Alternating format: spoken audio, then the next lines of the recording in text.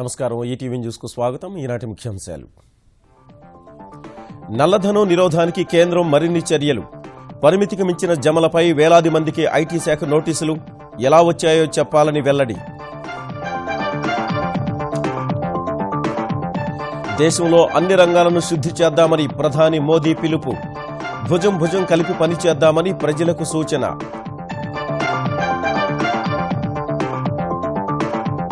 నోట్ల రద్దుపై ప్రధానితో కేసీఆర్ భేటీ. పన్నులపై మారిటోరియం విధించాలని వినతి. తెలంగాణపై పడుతున్న ప్రభావాన్ని వివరించిన సీఎం. నగదు రహిత లావాదేవీలపై దృష్టి పెట్టాలని చంద్రబాబు పిలుపు. డిసెంబర్ 1 నుంచి ఈపోస్ ద్వారా నిత్యావసర సరుకులు పంపిణీ చేస్తామని ప్రకటన. 2 కీలక రాష్ట్రాల్లో మావోయిస్టులకు ఎదురుదెబ్బ. ఛత్తీస్గఢ్లో 5 హతం. ఒడిశాలో 100 మందికి పైగా సానుభూతి పనుల లొంగుబాటు.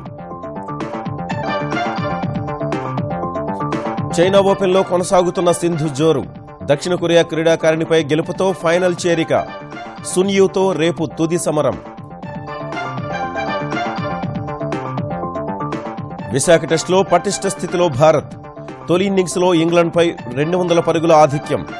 భారీ లక్ష్యాన్ని నిర్దేశించేందుకు కోహ్లీ సేన ప్రయత్నం.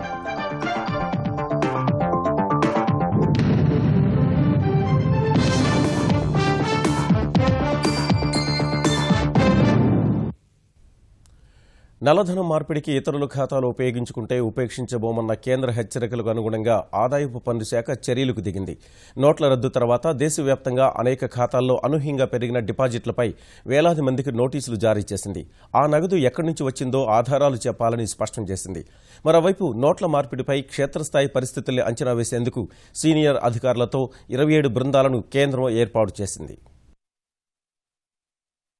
నల్లధనం మార్పిడికి ఇతరుల ఖాతాలు ఉపయోగించుకుంటే చర్యలు తప్పవన్న ఆదాయపు పన్ను శాఖ నోట్ల మార్పిడి ప్రక్రియ ప్రారంభించిన తర్వాత అనూహ్యంగా డిపాజిట్లు పెరిగిన ఖాతాదారులకు, సంస్థలకు నోటీసులు జారీ చేస్తోంది. 2.5 లక్షల విలువైన డిపాజిట్లు దాటిన వారి వివరాలను సేకరించిన అధికారులు ఆ డబ్బు ఎక్కడి నుంచి వచ్చిందో ఆధారాలు చూపాలని నోటీసులు జారీ చేశారు. ఐటీ చట్టం కింద దేశవ్యాప్తంగా వేలాది మందికి నోటీసులు ఇచ్చారు. ఆదాయపు పన్ను రిటర్న్స్ దాఖలు చేసి ఉంటే ఆ వివరాలను కూడా తమకు చూపాలని వాటిలో పేర్కొన్నారు.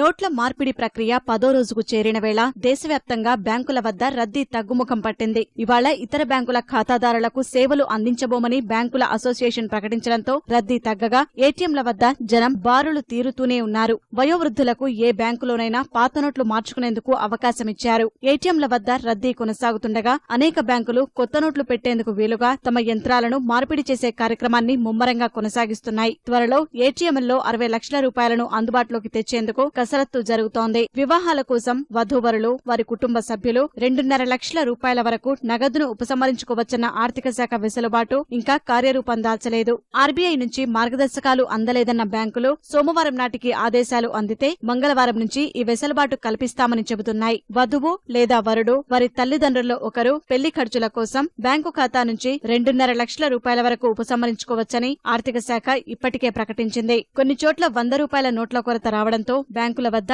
నగదు ఉపసంహరించుకుంటున్న వారికి 10 రూపాయల నోట్లే ఇస్తున్నారు. ఢిల్లీలోని ఓ వ్యక్తి 20,000 రూపాయలు బ్యాంకు నుంచి ఉపసంహరించుకుంటే ఆయనకు 10 రూపాయల నాణాల సంచిని సిబ్బంది అందించారు.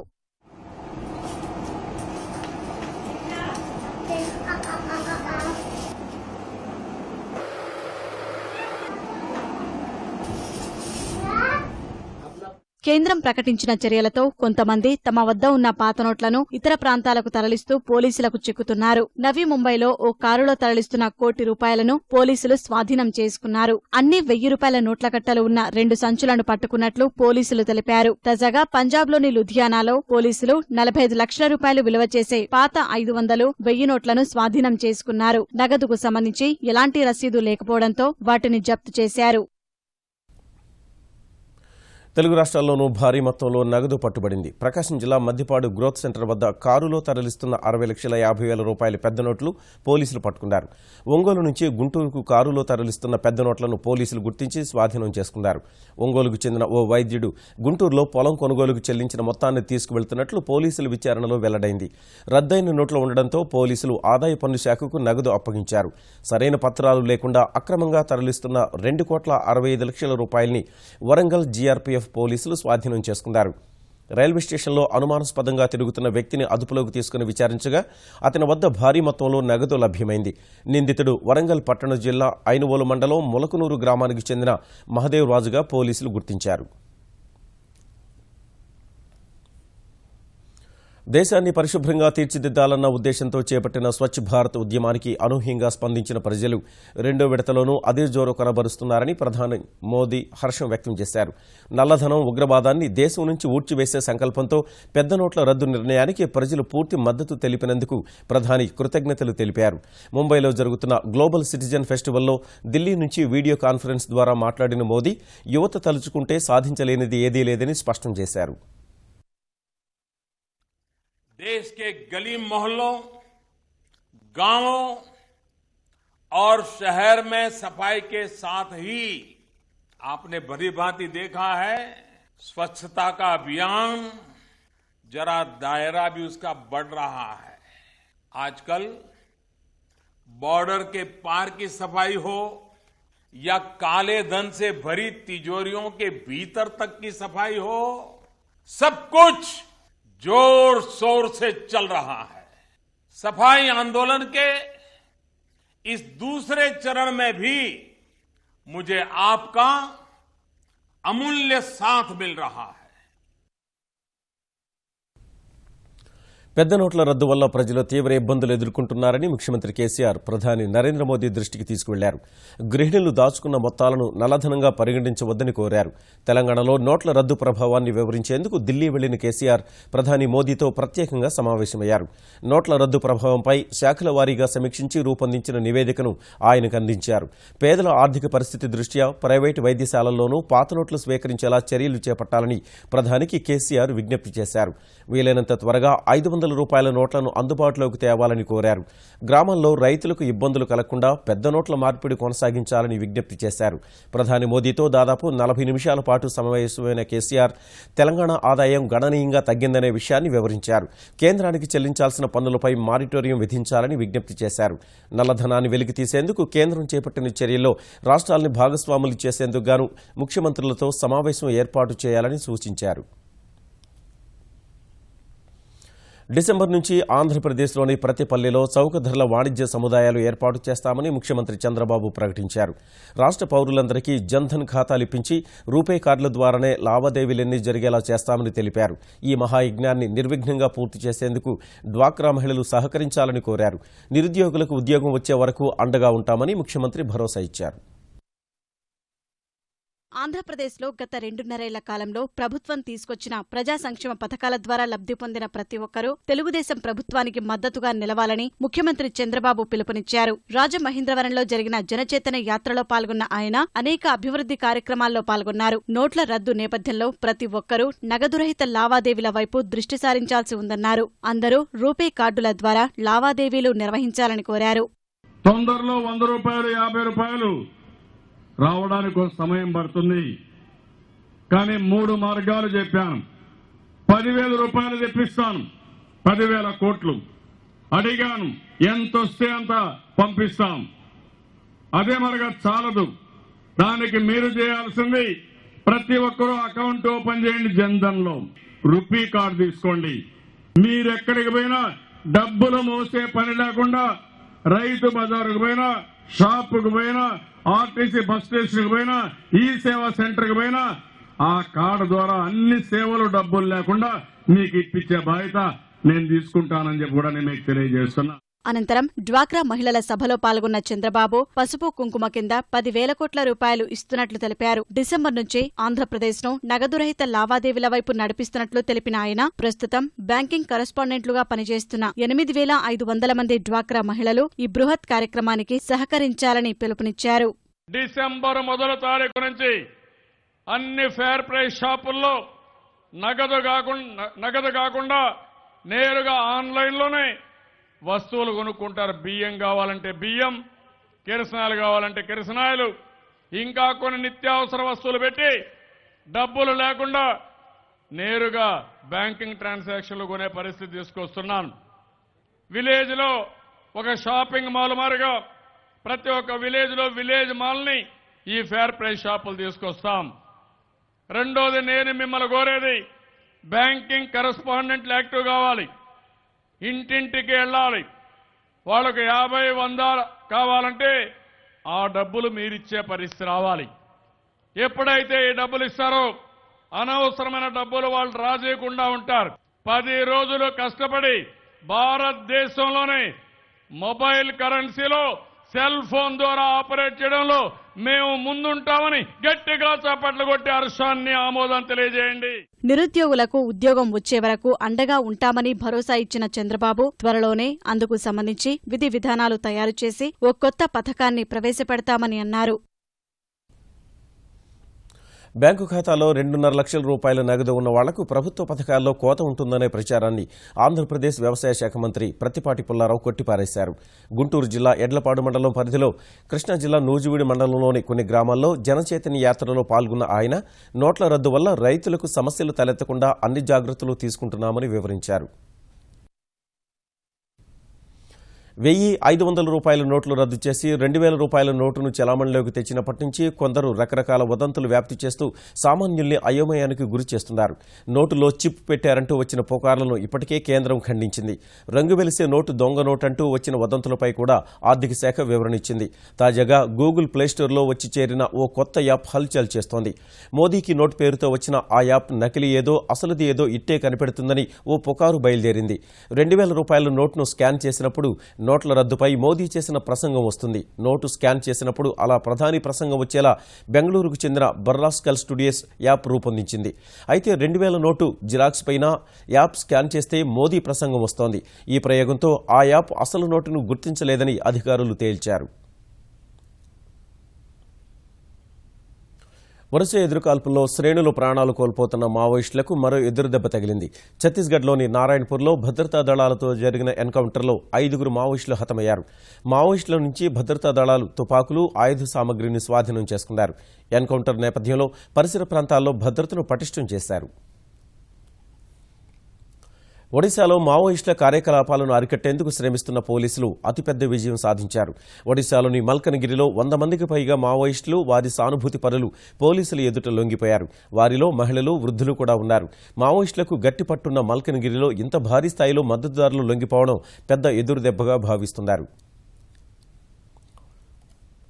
పాలమూరు ప్రజల గోస తీర్చడమే లక్ష్యంగా ముఖ్యమంత్రి కేసీఆర్ పనిచేస్తున్నారని తెలంగాణ నీటిపారుదల శాఖ మంత్రి హరీష్ రావు స్పష్టం చేశారు.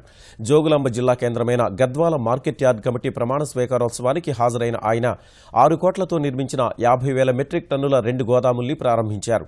పాలమూరు ఎత్తిపోతలపై కాంగ్రెస్, తెలుగుదేశం అనవసర రాద్ధాంతం చేస్తున్నాయని మండిపడ్డారు. జూరాల ఆయకట్టు 1,00,000 ఎకరాలుండే, భీమా 2 లక్షలు ఉండే, నెట్టంపాడు 2 లక్షలు ఉండే, 5 లక్షల ఎకరాలను పారించాల్సింది జూరాల. దాని మీదనే మంచినీళ్లు ఉన్నాయి. మరి ఇన్ని ఓంగా పాలమూరు కూడా పెట్టామనుకో ఇంత నెట్టంపాడికి త్వరపడదా? శ్రీశైలంలో నీటి లభ్యత ఎక్కువ ఉంటది కనుక ఇవాళ కల్వకుర్తి మోటార్ నడుస్తున్నది, భీమా మోటార్ ఆగింది. గది ఆలోచించింది కనుకనే మన ముఖ్యమంత్రి కేసీఆర్ ఈ పాలమూరు ఎత్తిపోతల పథకాన్ని శ్రీశైలంలో పెట్టింది. అంటే ఇవాళ ఈ నాయకులు కాంగ్రెస్ వాళ్ళు, తెలుగుదేశం వాళ్ళు జూరాలకే పెట్టాలంటే ఏమైతుంది? ఇంత నెట్టంపాడు ఎండుతుంది, ఇంత భీమా ఎండుతుంది, ఇంత జూరాల కింద వారే 1,00,000 ఎకరాలు కూడా ఆగమైతుంది. అవునా కాదా? ప్రభుత్వ డిగ్రీ కళాశాలలకు పూర్వ వైభవం తెచ్చేలా ప్రధాన అధ్యాపకులు కృషి చేయాలని తెలంగాణ ఉప ముఖ్యమంత్రి కడియం శ్రీహరి సూచించారు. హైదరాబాద్ సర్వశిక్ష అభియాన్ కార్యాలయంలో ప్రిన్సిపాల్స్తో సమావేశమైన కడియం విద్యా ప్రమాణాల పెంపు, పాలన, ఉత్తమ ఫలితాలు సాధనే లక్ష్యంగా తెలంగాణ ప్రభుత్వం ముందుకెళ్తోందన్నారు. కళాశాలల్లో మౌలిక సదుపాయాల కల్పనకు ఇప్పటికే 220 కోట్ల రూపాయలు మంజూరు చేశామన్న ఆయన అన్ని కళాశాలల్లో నైపుణ్యాభివృద్ధి కేంద్రాలు ప్రారంభించాలని సూచించారు. అన్ని డిగ్రీ కళాశాలల్లో కూడా Telangana skill and knowledge centres ను ప్రారంభించాలి. కంప్యూటర్స్ లో సాఫ్ట్ స్కిల్స్ నేర్చుకునే విధంగా విద్యా ప్రమాణాలను ఏ రకంగా పెంచాలి. ప్రిన్సిపల్ అనేవారు ఆ కాలేజ్ కి లీడర్షిప్ ను ప్రొవైడ్ చేయాలి. అక్కడ ఉన్న ప్రజాప్రతినిధులతోని అధికారులతోని కూడా పబ్లిక్ రిలేషన్స్ ను మెయింటైన్ చేస్తూ ఓవరాల్ ఆ కాలేజ్ డెవలప్మెంట్ కొరకు కృషి చేయాలని చెప్పి కూడా ఈ రోజు ప్రిన్సిపాల్స్ అందరికీ కూడా చాలా స్పష్టంగా చెప్పడం జరిగింది. అమెరికాలోని ఓహియో రాష్ట్రంలో చదివే ఆంధ్రప్రదేశ్ విద్యార్థులకు అధిక ప్రయోజనం కలిగించే కీలక ఒప్పందాన్ని ఆంధ్రప్రదేశ్ ప్రభుత్వం కుదుర్చుకుంది. ఇకపై ఓహియోలో చదివే ఏపీ విద్యార్థుల్ని ఇన్స్టేట్ విద్యార్థులుగా పరిగణించి ప్రస్తుత ఫీజులో సగమే తీసుకుంటారు. ఈ మేరకు అమెరికాలో పర్యటిస్తున్న ఆంధ్రప్రదేశ్ మానవ వనరుల శాఖ మంత్రి గంటా శ్రీనివాసరావు బృందం ఓహియో విద్యాశాఖతో ఒప్పందంపై సంతకాలు చేసింది. మహిళల్ని ఆర్థిక పురోగతి వైపు నడిపించిన ఘనత ముఖ్యమంత్రి చంద్రబాబుకే దక్కుతుందని ఆంధ్రప్రదేశ్ పౌర సరఫరాల మంత్రి పరిటాల సునీత వ్యాఖ్యానించారు. అనంతపురం జిల్లా రాప్తాడులో జరిగిన చంద్రన్న చేయూత కార్యక్రమంలో పాల్గొన్న ఆమె వెలుగు స్వయం సహాయ సంఘాల సభ్యులకు 2వ విడత పెట్టుబడి నిధి కింద 158 కోట్ల రూపాయల డ్వాక్రా రుణాలను అందజేశారు. ప్రభుత్వ ప్రోత్సాహకాలను సమర్థంగా వినియోగించుకుని ఆర్థిక పరిపుష్టి సాధించాలని మంత్రి సూచించారు.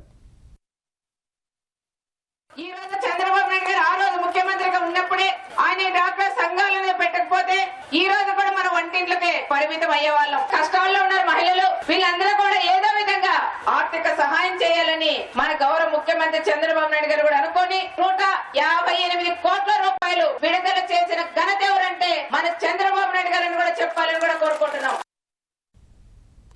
అనంతపురం జిల్లా పెనుకొండ మున్సిఫ్ కోర్టు 144వ వార్షికోత్సవం ఘనంగా జరిగింది.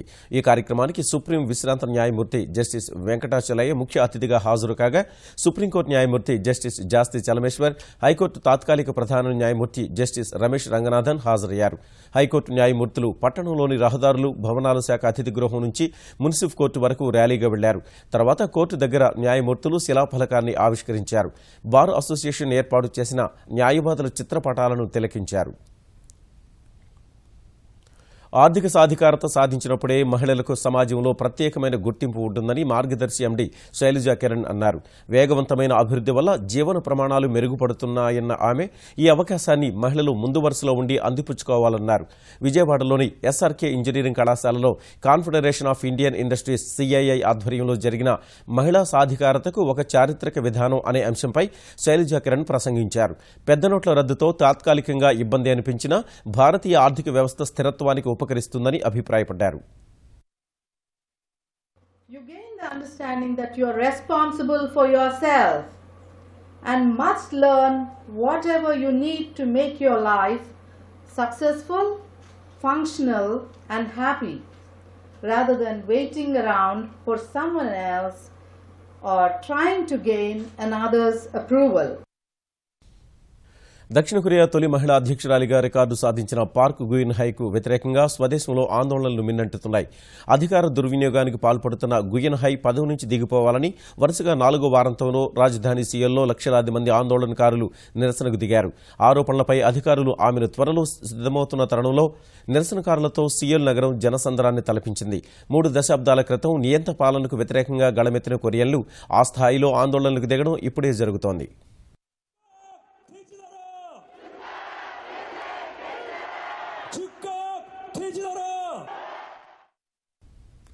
అసోంలో ఈ ఉదయం తీవ్రవాదులు 3 జవాన్లను పట్టున పెట్టుకున్నారు. తిన్సుకియా జిల్లా పరిధిలో పెంగేరి ప్రాంతంలో సైన్యం ప్రయాణిస్తున్న వాహనాలపై ఉల్ఫా, ఎన్ఎస్సీఎన్కే తీవ్రవాదులు దాడికి తెగబడ్డారు. ఆధునిక ఆయుధాలు, గ్రెనేడ్లతో దాడికి దిగిన దుండగులు జవాన్లు ప్రయాణిస్తున్న శక్తిమాన్ ట్రక్, జీపును ధ్వంసం చేశారు. ఓ జవాను దాడిలోనే ప్రాణాలు కోల్పోగా మరో 2 ఆసుపత్రికి వెళ్లే దారిలో మృతి చెందారు. మరో 4 తీవ్ర గాయాలతో చికిత్స పొందుతున్నారు. దాడిలో 15 మంది వరకు తీవ్రవాదులు పాల్గొని ఉంటారనే అనుమానంతో పోలీసులు, సైనికులు, సీఆర్పీఎఫ్ జవాన్లు పరిసర ప్రాంతాలను జల్లెడ పడుతున్నారు. హెలికాప్టర్లను కూడా రంగంలోకి దింపారు. అసోం ముఖ్యమంత్రి సర్బానంద సోనోవాల్తో ఫోన్లో మాట్లాడిన కేంద్ర హోంమంత్రి రాజ్నాథ్ సింగ్ దాడి అనంతర పరిస్థితులపై ఆరా తీశారు. హిజ్బుల్ ముజాహిద్దీన్ కమాండర్ బుర్హాన్ వానీ ఎన్కౌంటర్ తర్వాత 133 రోజులుగా ఆందోళనలతో అట్టుడికిన జమ్మూ కాశ్మీర్లో సాధారణ పరిస్థితులు నెలకొంటున్నాయి. శ్రీనగర్, రాష్ట్ర వ్యాప్తంగా ప్రభుత్వ కార్యాలయాలు, విద్యా, వ్యాపార కార్యకలాపాలు పూర్తి స్థాయిలో ప్రారంభమయ్యాయి. రవాణా వ్యవస్థను పునరుద్ధరించారు. పరిస్థితి పూర్తి ప్రశాంతంగా మారడంతో శ్రీనగర్తో పాటు కశ్మీర్ లోయలోని పలు జిల్లాల్లో శుక్రవారమే అంతర్జాల సేవల్ని పునరుద్ధరించారు. 5 నెలల తర్వాత వాహనాలన్నీ ఒక్కసారిగా రహదారులపైకి రావడంతో పలుచోట్ల ట్రాఫిక్కు అంతరాయం ఏర్పడింది. మాజీ ప్రధాని ఇందిరాగాంధీ శత జయంతి సందర్భంగా దేశవ్యాప్తంగా రాజకీయ ప్రముఖులు, కాంగ్రెస్ నాయకులు ఆమెకు నివాళులర్పించారు. ఢిల్లీలో ఇందిరాగాంధీ సమాధి శక్తిస్థల్ వద్ద కాంగ్రెస్ అధ్యక్షురాలు సోనియాగాంధీ, ఉపాధ్యక్షుడు రాహుల్ గాంధీ, మాజీ ప్రధాని మన్మోహన్ సింగ్ పుష్పాంజలి ఘటించారు. ప్రధాని నరేంద్ర మోదీ ట్విట్టర్లో ఇందిరాగాంధీకి నివాళులర్పించారు. అనంతరం ఢిల్లీలో నిర్వహించిన ఇందిరాగాంధీ శత జయంతి కార్యక్రమంలో రాష్ట్రపతి ప్రణబ్ ముఖర్జీ, కాంగ్రెస్ అధ్యక్షురాలు సోనియాగాంధీ, ఇతర కాంగ్రెస్ నాయకులు పాల్గొన్నారు. ఎన్ని సవాళ్లు ఎదురైనా మొక్కవోని ధైర్యంతో వాటిని పరిష్కరించిన ధీరవనిత ఇందిరాగాంధీ అని సోనియాగాంధీ అన్నారు. When Indira Gandhi spoke, she spoke for all Indians, men and women of all religions and backgrounds. No language was a barrier. She celebrated our magnificent diversity, battling those forces that foster division and strife among our people. Few human beings enjoy the privilege of shaping the history and altering the geopolitics of a subcontinent. Indira Gandhi did so. మాతృభాషను విస్మరించడమంటే మన సంస్కృతి సంప్రదాయాలకు చెల్లుచీటీ రాయడమేనని కేంద్ర పట్టణాభివృద్ధి శాఖ మంత్రి వెంకయ్యనాయుడు అభిప్రాయపడ్డారు. బెంగళూరులోని పీఎస్సీ విద్యాలయం వార్షికోత్సవంలో పాల్గొన్న ఆయన కష్టపడే తత్వం, అభ్యాసం ద్వారానే విజయాలు దక్కుతాయని విద్యార్థులకు ఉద్బోధించారు. విద్యార్థుల్లోని ప్రతిభను వెలికితీసేందుకు కేంద్రం వినూత్న కార్యక్రమాలను ప్రవేశపెట్టిందని గుర్తు చేసిన ఆయన సృజనాత్మక ఆలోచనలతో యువత ముందుకు రావాలని పిలుపునిచ్చారు. Nothing wrong in learning English, but should not forget your mother tongue. The language, culture, they go together. The language which has come from the mother's womb, we should never forget it. If you say Amma, antaral se aata hai. If you say Mummy, yahan se muh se aata hai. Right? Should not run after the other language at home. Outside when you go, you have to speak in other language. Telugu తేజం PV Sindhu China open badminton tourney final చేరింది. Tourney ఆద్యంతం అద్భుత ఆట తీరు కొనసాగిస్తున్న సింధు ఫైనల్కు చేరుకుంది. చైనాలోని ఫుజౌ వేదికగా జరిగిన సెమీఫైనల్లో దక్షిణ కొరియా క్రీడాకారిణి సంగ్ జీ హ్యూన్పై 11-21, 23-21, 21-19తో విజయం సాధించింది. తొలి సెట్లో ప్రత్యర్థి కంటే కాస్త వెనుకబడ్డ సింధు ఆ తర్వాత పుంజుకొని పైచేయి సాధించింది. గంటన్నర పాటు హోరాహోరీగా సాగిన ఆటలో ప్రత్యర్థిని చిత్తు చేసి ఫైనల్కు చేరుకుంది. రేపు జరగనున్న ఫైనల్లో చైనా క్రీడాకారిణి సునియు తో సింధు రేపు తలపడనుంది. విశాఖ టెస్టులో ఇంగ్లాండ్పై భారత్ ఆధిపత్యం కొనసాగుతోంది. 5 వికెట్లతో అశ్విన్ చెలరేగడంతో తొలి ఇన్నింగ్స్లో కుక్ జట్టును 255 పరుగులకే ఆలౌట్ చేసిన కోహ్లీసేన రెండో ఇన్నింగ్స్లో ఆట ముగిసే సమయానికి 3 వికెట్లు కోల్పోయి 98 పరుగులు చేసింది. తొలి ఇన్నింగ్స్ 200 పరుగుల ఆధిక్యం కలుపుకొని 298 పరుగుల ఆధిక్యంలో కొనసాగుతోంది. సారథి కోహ్లీ 56 పరుగులతో, అజింక్య రహానే 21 పరుగులతో క్రీజ్లో ఉన్నారు. అంతకుముందు ఓవర్నైట్ స్కోరు 5 వికెట్లకు 103 పరుగులతో బ్యాటింగ్ కొనసాగించిన ఇంగ్లాండ్ స్టోక్స్, బెయిర్స్టో అర్ధశతకాలతో కోలుకుంది. 70 పరుగులు చేసిన స్టోక్స్ ను అశ్విన్, 53 పరుగులు చేసిన బెయిర్స్టోను ఉమేష్ అవుట్ చేశారు. 32 పరుగులతో రషీద్ జట్టును ఆదుకునే ప్రయత్నం చేసిన ఇతర బ్యాట్స్మెన్ నుంచి సహకారం లభించక 255 పరుగులకే ఆ జట్టు ఆలౌట్ అయింది. తర్వాత రెండో ఇన్నింగ్స్ ను ప్రారంభించిన భారత్ టాప్ ఆర్డర్ను ఇంగ్లాండ్ పేస్ బౌలర్లు కుప్పకూల్చారు. విజయ్ 3, రాహుల్ 10, పుజారా 1 పరుగు చేసి వెనుతిరిగిన కోహ్లీ, రహానే రాణించడంతో మూడో రోజు ఆట ముగిసేసరికి రెండో ఇన్నింగ్స్లో 98 పరుగులు చేసింది. ఈటీవీ న్యూస్ సమాప్తం. నమస్కారం.